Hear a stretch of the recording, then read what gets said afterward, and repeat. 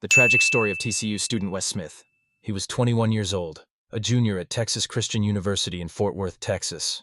Wes wasn't just another student, he was a leader on campus, a finance and marketing major, a fraternity brother, and more than anything, he was known for being kind, respectful, and deeply faithful. He mentored others, he volunteered.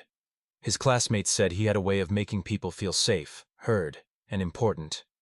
But on the night of September 1st, 2023, none of that mattered. Wes was out with friends in Fort Worth's popular West 7th District, a nightlife area packed with college students, bars, and music. They'd gone to a bar called Your Mom's House, just a regular Thursday night. But as Wes stood on the sidewalk, talking to someone, a man he'd never met before walked up behind him. Without a word, he pulled out a gun and shot Wes in the back of the head. Then again, and again. It was completely unprovoked. Wes never even saw him coming.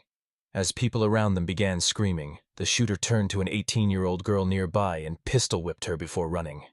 Wes died at the scene. He never had a chance. The man responsible was 23-year-old Matthew Purdy.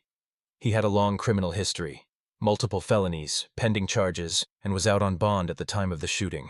Police quickly arrested him after identifying him through surveillance footage and witness testimony. There was no known motive. Wes and Purdy didn't know each other. They had no argument. It appeared to be completely random.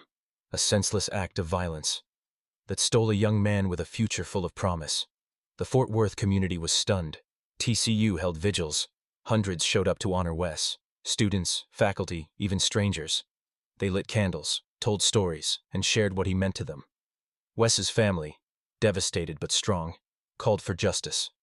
In June of 2025, almost 2 years later, Matthew Purdy pleaded guilty to murder, aggravated assault, and several other charges. He was sentenced to 60 years in prison. No chance of parole for decades. The judge called the crime deliberate and brutal. In court, Wes's father called the killer a dark and ugly soul, and said his son used his final breath to protect others. His mother said, "You didn't even know him. He would have given you a ride home. He would have prayed for you." Wes Smith's life was stolen in seconds, but his memory lives on, not just in the headlines, but in every life he touched.